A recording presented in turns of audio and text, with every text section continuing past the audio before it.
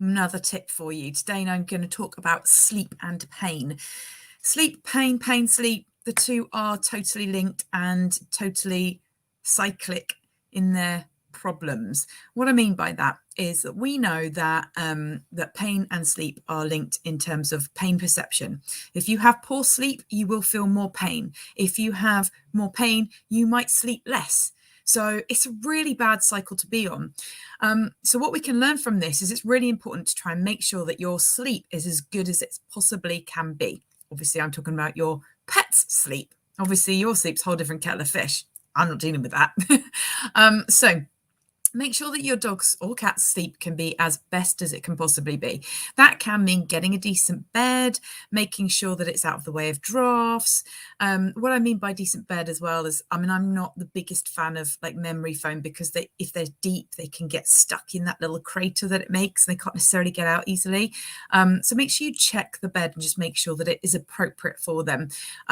Like you can get really good like hospital grade foam beds when they have sort of a crosshatch system, and it helps with the pressure and it helps them not get stuck in it because the foam comes straight up.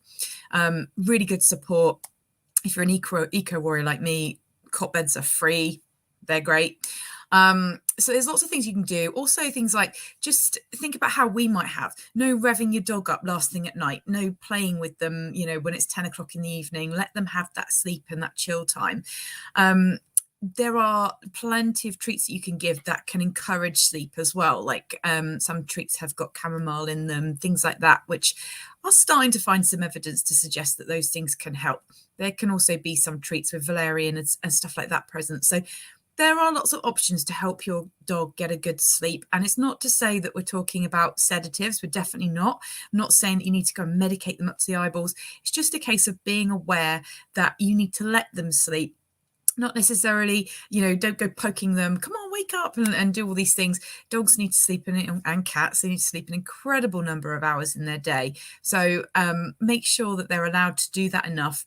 Equally find your balance though, because I don't want them sleeping all the time and then getting really super stiff. So it is about finding a balance and working the right pattern for your pet situation. So I hope that's a good tip for today, making sure that sleep is appropriate, and I will get back to you with more tips, and we can have a little test at the end of the month as well.